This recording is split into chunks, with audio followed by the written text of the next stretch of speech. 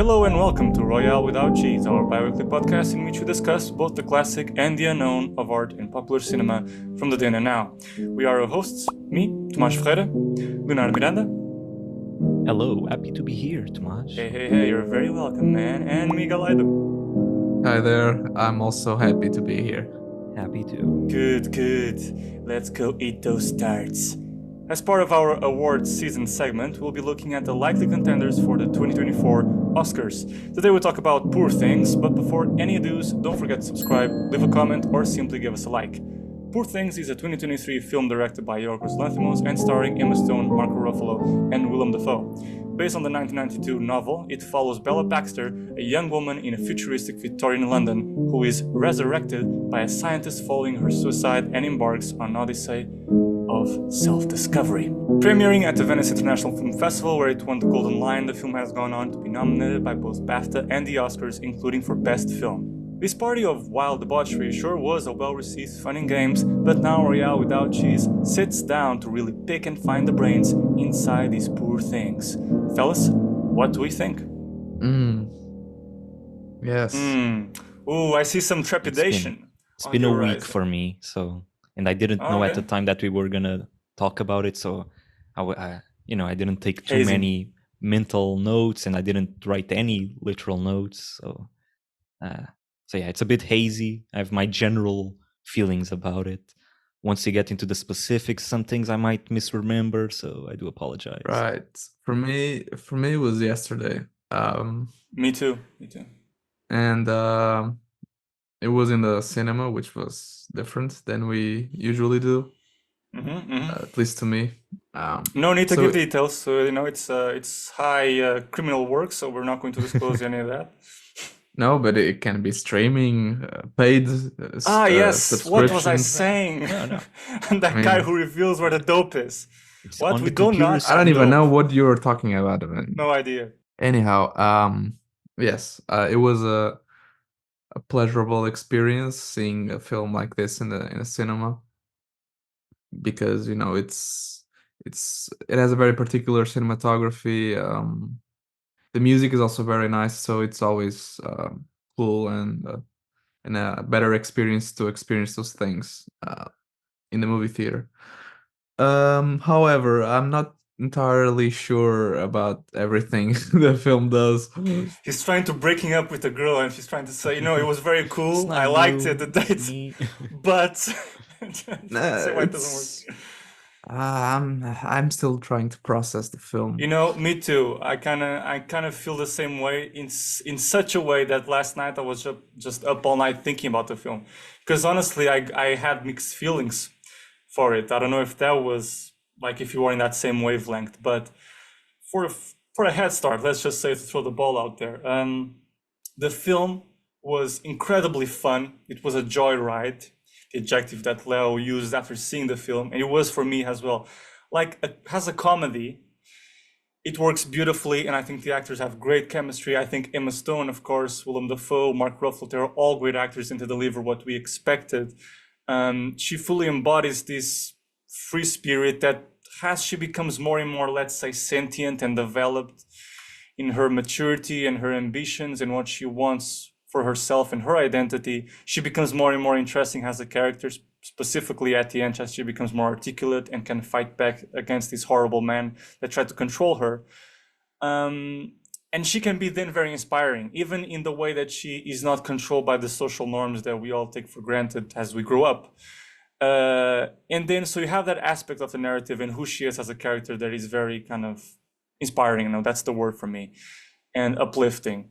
And then you have the fact that the production design, the music is so lavish, is so amazing. Even the costume design, for that matter, is so sumptuous, so awe-inspiring in its hyper-realism. In blending this Victorian age in both London, Paris, Lisbon, with a sort of futuristic look. In a way, it's steampunk. It's what it is. That it really addresses a lot of my tastes from kind of 19th century horror in Frankenstein and Dracula. It kind of hit a sweet spot for me in that way. When I see her falling off the bridge, I'm like, oh yes, I'm ready for this. It really kind of reminds me of that artificial landscape that Coppola also constructs with his costume design and his production design in Dracula. I love, how those sets are so rich in color, and that can be part of these weird environments and project so much emotions. That said, it's kind of an escapist film, and together with the comedy, the humor, it's amazing.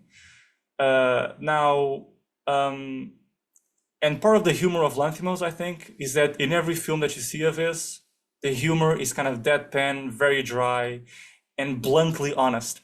And in most of his films, that works in an interesting way. But I think here, in the case of Poor Things, where I start to have mixed feelings with it, is in the fact that the message of women empowerment and freedom, that thing is very forced, and I think is a film that can be easily accused of style over substance for me. And I accept that the main protagonist is bluntly honest, and that for her works, but I would like to see that honesty, that blunt honesty going up against the other characters and their stiffness. I don't really feel like the other characters are that stiff, even if at sometimes they kind of reproach her and say, hey, that's not the norms of polite society, I mean, yeah, but moments ago you were saying fuck. What the fuck are you saying? So they feel like they're, in equal measures, more or less blunt and honest, because, in fact, most of his films characters are like this. But the difference is, there's no dramatic tension in this film. Emma Stone's character is a character that kind of flows through the motions of this, from place to place, Paris, London, whatever, just discovering her personality and what she wants to explore next. And that can be quite interesting. But the thing is, there's no dramatic tension against the opposing forces against her. You have this man that, yes, do at times serve as people that try to control her and oppose against her and complain against her. Why did you steal my money? That's Duncan at some point. And then her husband at the end trying to, do, I don't know what's the name for, you have the vasectomy, but then what's the other name for women? Vasectomy is for men. What's the name for the operation for women? Remember. That's what I'm trying it's to. Female, like genital mutilation. I don't know the exact but, term. But the thing is, I never believe that she's under threat. That's my point. I always think that she's so bendy, so flexible in her physical way, that she is as well has the power of her character. She can bend around the situation. I firmly believe that she will she will overcome any difficult situation because she has done so. And most of all, it's inconsequential. It doesn't seem like she gets affected by anything. Like, even when there are sad moments, for example, at the brothel, she kind of feels fed up at some point and wants to move on from that place. And I just stay, kind of all like, the boss of the whole place doesn't oppose her leaving, the best worker that she probably has. And when she becomes fed up with the place, she's like spread in bed saying, I'm kind of tired of this place. Okay, I'm gonna move on. And it's unaffecting. I don't feel anything. While rather in other films like The Favorite and The Lobster was one that I saw recently, the characters are bluntly honest, so more often than not, they say very directly, let's say, the message of the film. You can see it in their words, but the allegory, let's say, of the world that he creates, which is often a strange, atypical world, in The Lobster in particular, is one that engages the audience in trying to constantly decode what does he mean, because in every narrative, even if the narrative is a thriller, in every film, cinema, it functions as a mystery. You have suggestion, you have dramatic tension. These elements are not in this film. So that's mostly my complaint with it.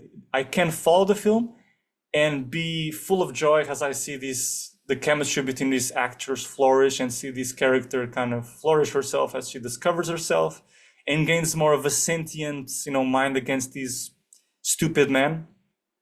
But at the same time, I don't know if it's a film that lives for another rewatch, a second or a third, because it's great eye candy. Maybe it lives for that, but I think story-wise, it leaves much to be desired, I think. And then it has some questionable moments, some scenes that I thought that, as far as women empowerment goes, I was a bit like, I don't know. I don't know. A book written by a man, film directed by Which one? For example, the whole brothel sequence. I think that because I've been reading that was a very about big sequence. yeah, it was a whole entire thing. It comprised of several scenes, really. And I've been reading and I had mixed feelings then while watching the film about certain things that she does and how she reacts and how she copes with it. And then reading like reviews that were both bad and like god awful reactions about it, and then grand reactions about it from people that loved it, people that hated it. I kind of took that into account, and it made me realize that yeah, those mixed feelings are not completely misplaced. And the things, why do I feel this? Because when she enters there, I get it. She comes out of necessity. A lot of women come into these circumstances because of it. And some of those women, I've seen even a documentary of women in prostitution who find ways to kind of justify it and see it as a way to have their independence. But then again, that doesn't mean even if they are quote unquote happy with the situation or they are comfortable with the independence that they gain in that corner, you never believe that they grew up thinking, you know what I really want to be? That's not part of their career dreams. So in the end, what I mean to say is that a brothel is always a place that is kind of degrading. I don't believe it's a place where they're going to feel ever happy in the long term. And the fact that the character at first comes there for necessity, and then okay, cool, she then kind of rebels against it and tries to override the system and tries to propose another way to make things good for the women as well as they receive these clients, and tries to impose some kind of rules. That's interesting.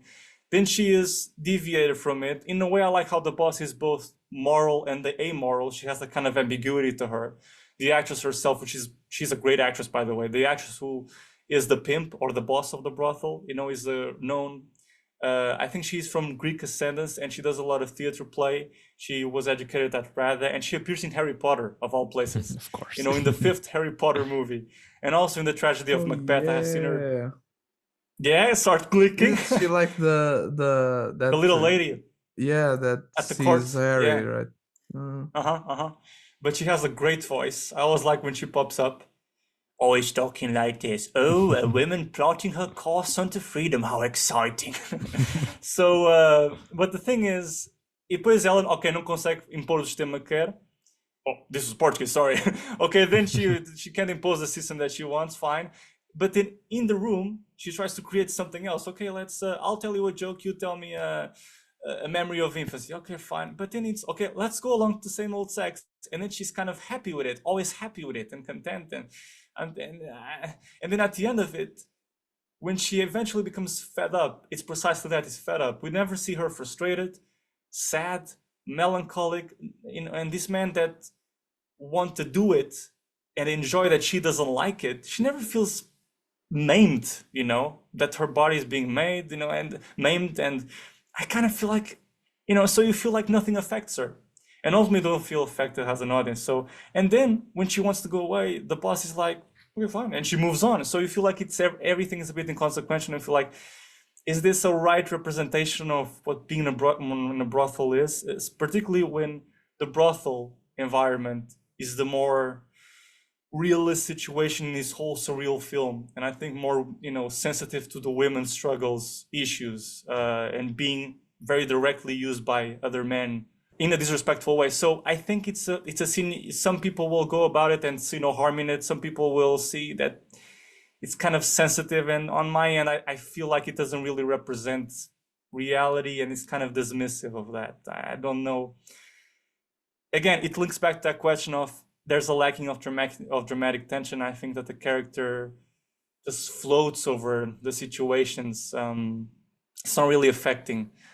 So this is to say there are other films of his, although I think the movie is beautiful and it's very, it's a joy to watch as a piece of, let's say, entertainment. I think it lacks substance, and one of the reasons is this.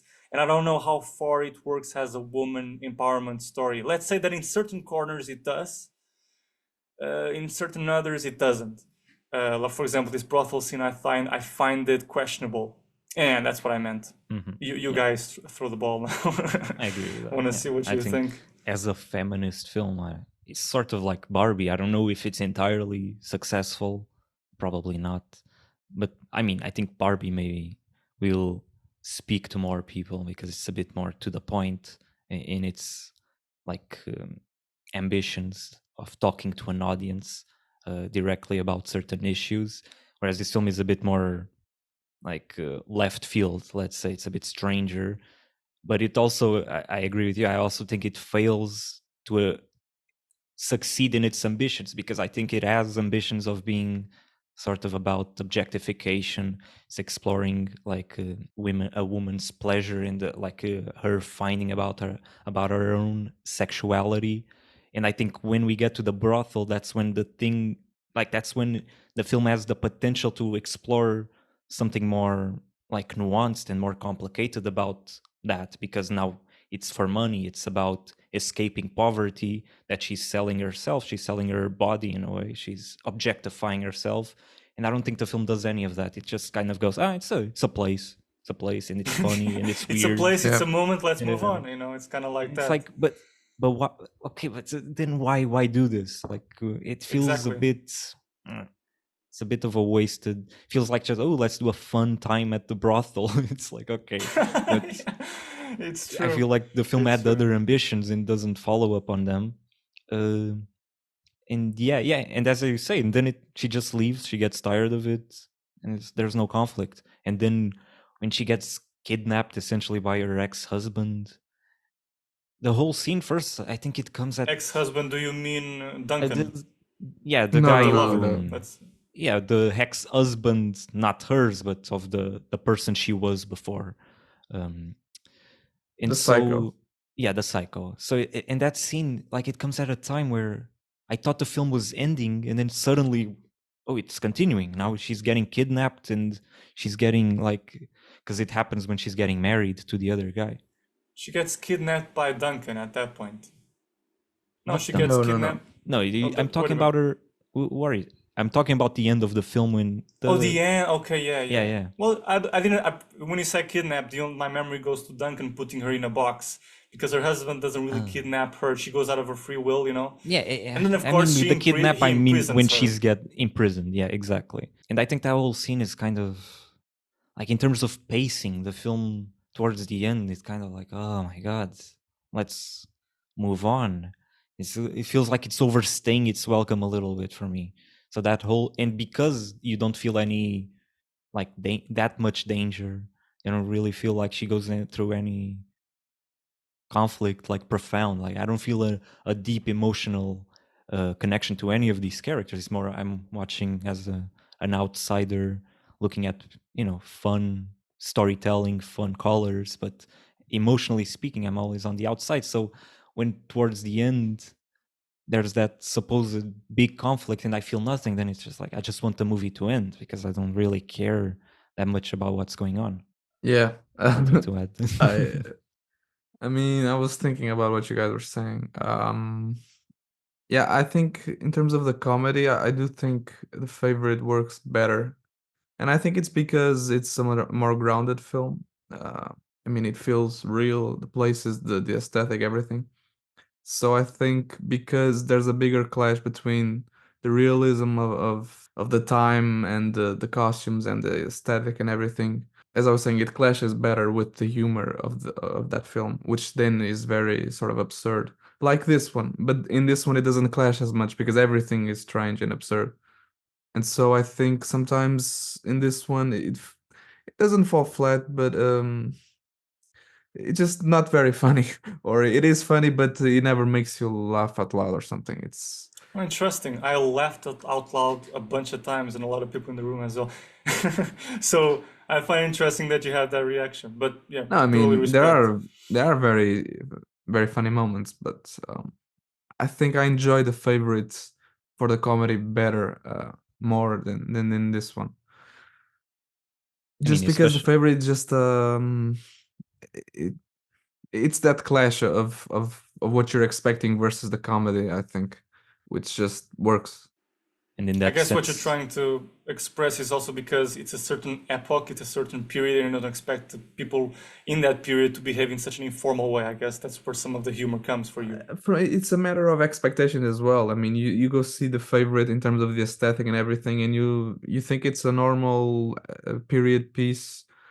Okay, you know that he uses those sort of lenses, which is a bit different, and you know that there's always a bit of Yorgos in these films, but in terms of what you're looking at, you think it's a regular period film, and then it kind of bombards you with this absurdist comedy, which is, very deliberate and very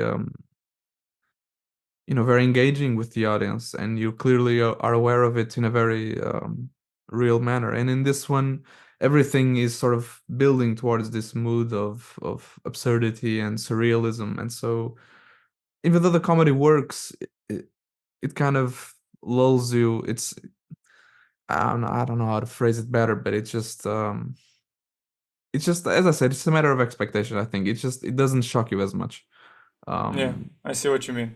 and yeah, I mean, and in terms of of Emma Stone's character, I mean, uh, I think at the end it's just a matter of her being a very cold person, so it's very hard for us as an audience to connect with her. I mean, I connected more easily with Mark Ruffalo's character because it seems like, like, okay, he has his flaws, but he's just a man who fell in love, and Because he has a contradiction, which is, he you displays kind of see his himself as being point. this bon vivant, and he's a womanizer jumping from woman to woman, and then he keeps coming back like almost like a mystery. How are you here still? It's funny in that way. So she very much keeps on that line of exploring, exploring, exploring. I don't feel like do you feel like she has a lot of contradictions? Um, I feel like they talk about her contradictions, but at the end, I'm not sure if we see it entirely. Some things here and there, but then at the end, I'm not even sure how much she developed, morally. At the end, she's still saying those sort of cynical lines towards Max, is her husband. Like she doesn't really care about him as much as he cares about her. So I don't think she entirely grasps the concept of love at the end, which is the thing that always creates a barrier between her and Mark Ruffalo's character. And at the end, it just seems like she's still, marrying Max McCandles for some idea of what love is, perhaps, but she's still kind of cold towards him and not entirely sure she wants to have that connection. That's the thing. I mean, I think at the end they kind of want to go in the direction of the exploration and the adventure and in the empowerment thing. So it's not entirely about that. It's about her continuing her journey. But I think at that moment it would have made sense to make her change a little bit more noticeable, also in the terms of the love and the connection with another person. And the fact that she's still a cynic in that aspect in the end kind of threw me off a little bit. I mean, it makes for a smaller change than I was expecting. And because it's a huge theme throughout the film with Mark Ruffalo's character, I mean, so I would have expected at the end that there would be some sort of revelation, or not I mean, not necessarily a revelation, but some sort of change in terms of the connection between people, the love theme. And yeah, it doesn't, so kind of lacks in that aspect, I think. And also, there's an interesting thing. One of the other criticisms that I noticed about the film was that, which I can see people's points, but at the same time, I'm not sure if I agree entirely. It's not something that bothered me, and I think perhaps is, well, you tell me. I'm curious because a lot of the criticisms of those who didn't like the film, and also share that is like for the book, is that it's to do or somehow legitimize as child abuse because she has the brain of a child. And I'm thinking, and I just want to reply, this is made up. You cannot actually put the brain of a child in a grown woman, number one. And number two, only if you are an insane person will feel like, oh yes, I feel like diddling kids now that I have seen this, this film. Or a young girl. I mean, come on. I mean, I don't know if we should go that far, because I think that It's just somehow, a metaphor for adoption. Get over it. Jesus. to a degree, there is a point here, but then in the sense that she is a girl, like a young girl, and we don't know how young she is, very young, when she starts, I don't know, have these sexual awakenings and interactions with other men. And for a lot of people, I think behind this criticism is that we don't know how old she is. She might be very, very young, maybe early teen, maybe even less.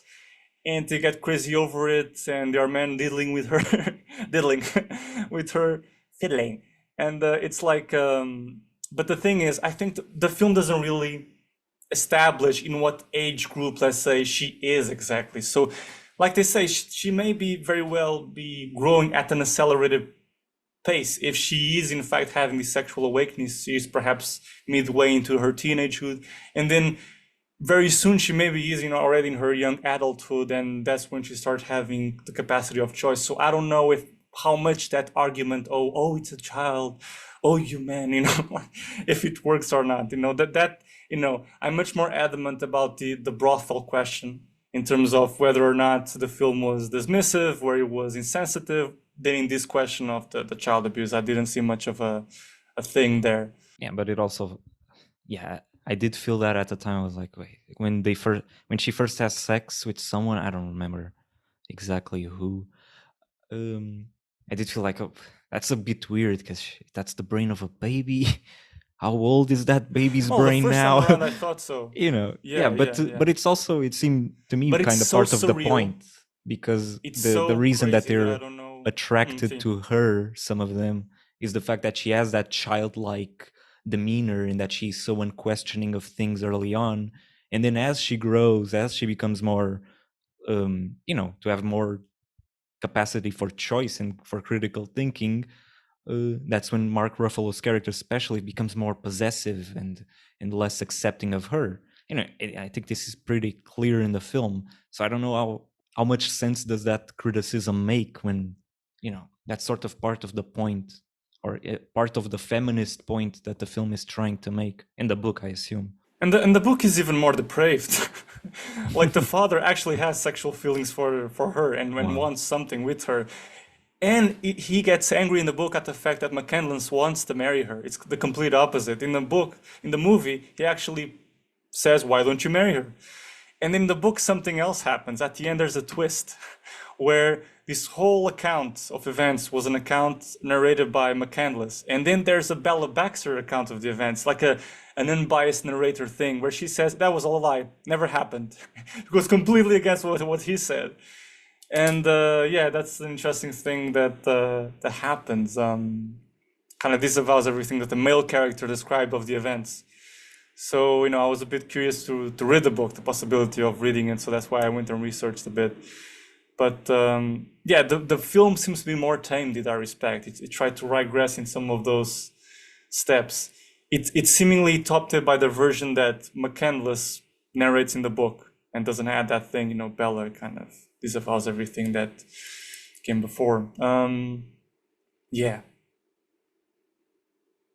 I mean, I do love his directing. I mean, it's the choice of shots and everything. I mean, it's all very. It's probably one of the directors that most deserves the directing Oscar this year, I think.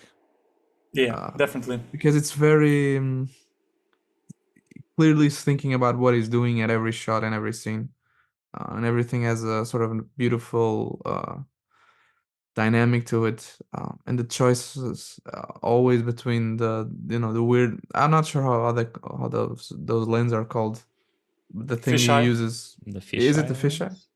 Well, as far as being an angular lens, the ones with the circle. Yeah, a wide angle lens. Yes, but then I don't know how he does the darker edge. The darker edge on them, I don't know how he does it. But that they are fisheye, yes, they are. Yeah, but it's basically that one, and there's also a couple of traveling shots where, because of again of that angular sort of lens, the whole thing kind of seems to stretch as she's walking. I think it happens on one of those scenes where she's going for a stroll. The interesting thing is that when those shots happen, though I love them very much, like you're saying, I never quite can tell what was the choice behind it in that moment in terms of the editing, because sometimes they seem to pop up in very random moments. They give you a third person perspective of the scene, which is interesting, and it's off-putting, and it's part of the whole kind of a little bit like Michael Bay. It doesn't function like a unit of meaning. I think it operates on the whole of the situation. You understand, like you were explaining to me last time. But how they appear on themselves, why the decision cut to them, I'm like, I'm wondering what was the decision behind it, and I can't quite put my finger on it. I don't know what you think. I mean, I think most of the shots of the film, because they're directed by him, can be used in any one way between one lens and the other. I think sometimes it's just a matter of what he feels is best for a certain shot. But in some ways, I think that a lot of normal shots we see could have had the angular lens and vice versa. So it's just a matter of what the general meaning is behind the use of the angular lens. And to me, I just see it as, it distorts reality, distorts what we're seeing. It creates surrealism because everything is kind of strange and flawed. And for me, just again, as you were saying with the Michael Bay comparison, just the general meaning of that use. But I wouldn't go so far as to say in that specific shot, because most of the times I think that it's a matter of taste, almost. Of okay, in this one, let's try the using this angular lens, or maybe not, or maybe used both and saw what he thought was best. I'm not sure. Clearly very influenced by Michael Bay, this film. Yes, of course. Yeah, definitely. The great auteur. Do we think it has a chance of winning Oscars? What now? This year? What do you mean, Michael Bay? No, Poor Things. Michael Bay. Yes, Ambulance, best film editing. I thought do you think he has any chance of winning out of Michael Bay? No. But no, I don't think Poor Things he might win for like costume design and production design. I'm very kind of confident of that. Yeah, that's the But best it's the obvious best contender. Actress. Do you think Emma Stone wins Best Actress? Is she in the same as Lily Gladstone, or? Lily Gladstone, I think Lily Gladstone might very well win because first Indigenous actress. Mm-hmm. So the PC aspect. I guess I think it's a more interesting performance as well. I don't know, because like I can't separate my feelings on the film overall from the performance. So like, yeah, Emma Stone is great, but I don't care that much about like the character. So why would I care that much about the actress itself? I care a lot about Lily Gladstone's character. So like, I think the performance is better. So it's a complicated thing in that sense. How do you separate? But it definitely deserved a nomination. I think she really. I mean, she goes we to forget she's Emma Stone in this part. I think that's very well achieved. Yes. Yeah, it's a very. I think she goes to new lengths of just the physicality of it, how exposed she is, both literally and internally not so much, really. Like we've been saying, she doesn't really expose her emotions that much. It's much more from the physical aspect. She dances. You have those sex scenes, so she's very exposed in that sense. And emotionally, you only have it in the sense of she needs to kind of display those different age groups, being a baby, being kind of a teenager, being then an adult self, but never emotionally in the sense of the more intimate fragility or vulnerable sides of the character. That doesn't really show. She's always strong. She always lives above it, and that's why I kind of am. That's where my disinterest comes. One other thing about the film that kind of is one of the criticisms that came up that I read was that there was a revolt about the idea of the film being a film of women empowerment when there's this misjudgment that women empowerment comes only through sex, that's what the film is saying, that comes only through sex. And I think, well, that's not only what the film is saying. Like, I get what they mean. She does do sex a lot, and that is sure, like, maybe let's call it the first step to her liberation or her discovery, whatever it is. And a lot of the sex is a way for her to express herself, but then she moves past that. I think I don't think that is the only thing. It becomes complicated as with the brothel question. So I do give it the hand there. I understand it, but I don't know if it's a fair criticism. I think it's not totally unfair, but it's not the only thing the film, like 50-50, let's say. I get it, but I don't know. I don't think you have to be a little. If the film was only that, exactly. If she was like that to the very end, I understand. Yeah, but I think the film makes at least an effort to make her smarter, very evidently, when she has that book situation on the boat. and she's trying to, Bella has ideas banging in her head, so she's moving past Duncan and she throws them overboard to, kind of do something else, which is a brothel. She does that immediately after. So yeah, I don't know, it's kind of, there's where the unbalanced thing comes in. She does a lot of exploring, I think, and you can kind of defend on that, on the argument that the film is only about the sexual liberation. But then it goes to Paris and it kind of exclusively focuses on that, and not very. And the exploration in Paris is not, as we were talking, it's not that like nuanced or profound. It remains in that more superficial realm. So I think that's why it's a fair criticism in a way, because even if the film wanted to focus solely on like the sexual side of things, it remains somewhat superficial in exploring her sexual liberation. But I also like I get it, it's difficult. I don't know exactly what the film could have done better. I guess it's because, like, for example, when she listens to music, when Carminho, like the Portuguese artist, like that scene, for example, I feel nothing. It's like, what am I supposed to feel here? Is she finding music and falling in love with it? I feel like she's about to cry, but she doesn't. Because I think you were saying, I don't know quite what it is. For me, what it is that, like Miguel was saying, is that she remains cold through the very end. She has this kind of facade of coldness, and you never see the vulnerability.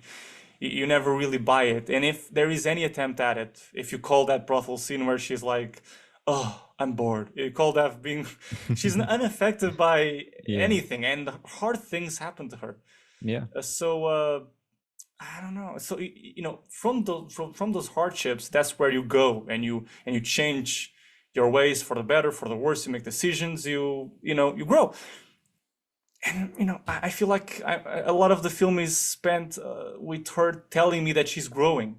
Bella is growing. It's important to grow, and I'm like, okay, if you say so. I think I feel like I'm being preached somehow. I think the music scene is interesting because it kind of mirrors something we're talking about, of the superficiality of her growing, because it's like, it seems obvious that it's what the director is trying to accomplish, but then it just becomes a sort of reverse shot of her looking at the music and seemingly becoming entranced by it, but then she just moves on. And exactly. And there are a lot of moments where it just seems like we get the sort of formula for development, but then it's a very bland scene.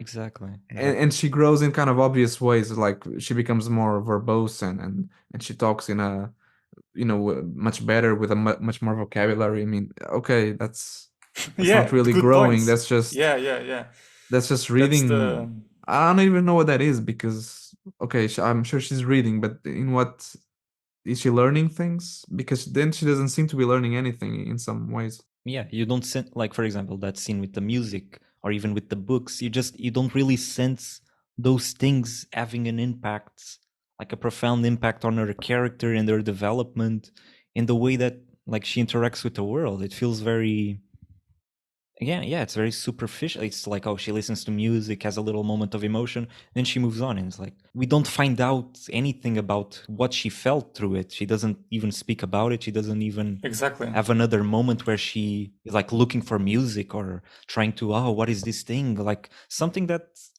again, we were speaking of the sexuality, like with sex, she's very, very interested in sex and exploring it, and that's fine. But then you also need her to be interested in other things and exploring other things in a way that isn't so superficial and so, as Miguel was saying, like so obvious. Like, oh, she's speaking better now. She says big words. Like, okay. Yeah. For example, that scene, it's very good to point it out, because that scene in Portugal, and I must add a little side note, when we went to Portugal, you could feel the energy in the room changing. You could feel the Portuguese in the house. I mean, you literally had these Portuguese teens going like, Portugal, Portugal, inside the theater. So yeah, and when they said Lisbon, you could feel like, the ladies next to me, they were like, oh yes. But then when they are eating, even my Portuguese comes up. This is the one English review where the Portuguese comes up, which is the opposite. That this is never a thing. Yeah, exactly. I'm much more English, but they are starting eating the tart, and Mark Ruffalo is saying you should never eat it whole. You should never eat it dainty flake by dainty flake. You should eat it whole. And they were like, "Oh yes," they'll get crazy with it. But that scene in Carminho, I think it happens more than once. This logic of they're just about opening this little channel to the interiority of the character, a vulnerability, something, the start of a pattern that can come back later, like it looks for music later, possibly.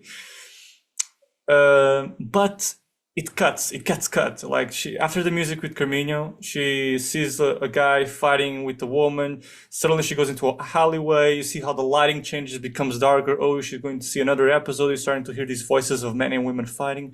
And you can already feel, oh, okay, here comes the message. But then cut. She goes back home. Had a beautiful day. And Mark Ruffalo's like, where the fuck have you been? So, are you not? That felt like a big something. But we didn't develop it. We didn't saw those other episodes. Like, it felt literally like other scenes have been filmed. Okay, Carminho. Okay, men fighting with women. Alleyway. Oh, what's the other thing that we're about to see? Nothing. And she just gets back home and says like, was a little bit weird, but felt like a good day. Okay, right? And so it's just that, it's like, I don't get it. Yeah, it feels like, oh, so it was pointless. It's like I was projecting emotions onto her, thinking, oh, she's feeling new feelings, and then okay, it was weird, I guess. Like, I don't know if she's lying to him or something like that, but I don't think the film explores any of that even being a potential, like that she was actually struck by those moments. I don't know. And it even becomes sort of paradoxical, because it's almost like the only way she becomes affected by things is having more vocabulary, which is kind of a bit dry. But then she still does kind of stupid things nonetheless, like giving the money to those two guys instead of going directly, and not really thinking about the fact that they might take the money for themselves. I mean, it's like, is she naive still? Is she growing? Why is she only growing through knowing more words? I want answers to these questions. Yeah.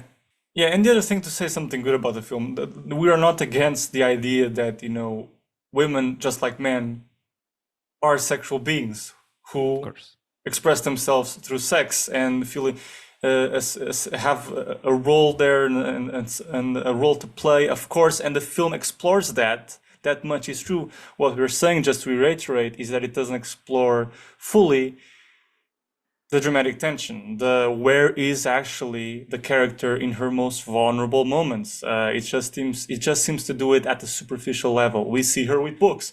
We see her having more vocabulary. To a certain extent, that works, but I think a lot of what audiences feel, the love, I feel that the people who do love the film and embrace it and defend it being as a fully women empowerment film, is because the cinematography, the costume design is gorgeous. Emma Stone is, of course, a great actress, and the music is very emotional. The music in films, more often than not, so above all in films that, narratively speaking, don't really do the work, is a key thing if the music is good. And if the music is good and hits the right keys, it does the work that the narrative is not doing, and can fool you into thinking that, oh, this film is very deep and layered. I don't know. So, the very ending is very emotional. You're having, those cuts, those people living like a big family, and Emma Stone all happy drinking tea, and you have that final music that is all ethereal and magical, and I'm feeling it greatly, and I think the credits are beautiful in themselves, and I'm like, oh, amazing. But I also need to kind of analyze myself, and probe inside me and realize that, but wait, the film, in retrospect, wasn't that deep as it intends to be. So yeah, I think that's the film has that elusive feeling to it. You can really fall prey to its eye candy and ear candy aspects. I think it won't win any significant Oscar. Let's see. Might be some surprises, but for sure, production design, costume design. Give it my. Not that those aren't significant or important, but the top ones. The main four ones, of course. Is Mark Ruffalo nominated? Oh yes, he is. I mean, to make a bracket about Mark Ruffalo, he is it feels wrong saying this, but he is a big star in this film for me, because Emma Stone, Willem Dafoe, those are actors already expected to be grand, and they are. But Mark Ruffalo is the star for me because he is a surprise, just because on that effect. Because when I saw the trailer, and I was discussing this with Leo before we started the recording, when I saw the trailer for this film, I was very intrigued by the film in its themes, in its looks. But one of the reasons mainly was also Mark Ruffalo. The character seemed wildly different from the image that I have of Mark Ruffalo, this very sensitive dude from the rom-coms and the Marvel movies. You see his personality seeping in those films, and when you see the man in interviews, he's very sweet and kind and adorable. So this man was a very different exception of him. And then you see, him in interviews about this film and how he was trying to get away from the role, how the role is scary to him. I don't see me as this. And you were like, oh, my expectations are seen and they are met, of course. And then you see the film, and indeed, like, every drop, every second he is on screen is like, he surprises me with how he contorts his face so cartoony that he is. A level of campiness and evil that I have never seen him be, the debauchery. His campy Britishness is so over the top. It's kind of amazingly funny. I hope his accent is purposely bad, because... I think it's purposefully bad. Yeah, because I laughed so hard when he banged his head on the cafe. He just went downstairs and banged, and I'm like, and he banged again. I couldn't stop laughing. It was so stupid. I mean, and she comes down and she's like, "You're a very confusing person," and I'm just laughing through and through. Oh my god, yeah. Whenever he has a what the fuck, where is that moment? Can people disappear? What? Can people actually disappear? No, what the fuck are you talking about? And like, just the hysteria in his voice, almost becoming kind of cute, is like very fun, very fun. Great, and he's I was saying he's a mixture of Zoolander and Tommy Wiseau and campy Britishness. I don't know, it's just very weird to me. In the way he talks, he has some weird inflections, a bit like Tommy Wiseau. The Zoolander bit is when he does the thing with his pout. Crazy. You will say the following sentences. Yes, delighted. How's the pastry? And then, ow. Whenever he says oh, he's like, oh, I don't know if I like this or not. Let's kiss. It's just crazy. Every moment he's on screen. Amazing. Very good. And then, for the benefit, for the merit of the film, despite its shortcomings, like I said, the eye candy really works, and it's cool to be a fly on the wall, and the film ends, and you see a reaction from the people. I've been talking a lot about audience reactions and me like being a fly on the wall and overhearing things. I've talked about it in Barbie, some other film here. You could see the we've talked a lot about Aveiro. Yeah, true. Film audiences. Yeah, here you have the specificity of a couple of teens saying Portugal in the middle of the film. Well, they were kind of whispery, but you could hear Portugal. And then these ladies at the end were like turning to each other, very happy. It was very fun. It was more fun than I expected it was going to be fun. They were just very enthusiastic about the film. So as a filmmaker, it was cool to hear, a work of art, wherever its shortcomings, receive that praise. Yeah, exactly. It's good to see like such a idiosyncratic film. Like people just like, oh, that was great, that was fun, because sometimes people just think things that are somewhat aesthetically challenging, they find it like, oh, it must be boring. It's got to be. Oh yeah, it's interesting to see that. For example, you have Oppenheimer, you have Killers of the Flower Moon, you have Harrison Ford's Indiana Jones, and the cinema is packed. You go there, and it is because there are known figures, and it's often an epic or an action film. Okay, you go to this film, there's only a couple of cats in the room. Yeah, couple of cats. So not filled, Yeah, exactly.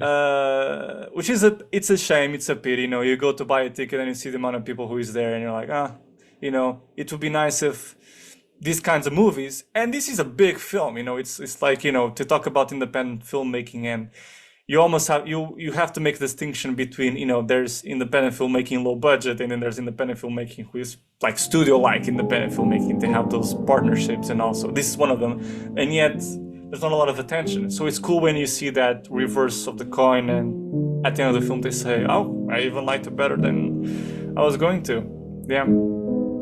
That's all for today, folks. If you'd like to reach out and suggest a film for the next episode, you can find us on the podcast official Instagram and Facebook pages. Feel free to subscribe, share this episode, or simply give us a like. That's how our podcast can grow ever more groovy. And if you're on YouTube and want to see more videos like this, check out this next video right here. Thanks for listening and see you next time. We'll see you next time. Adios. Adios.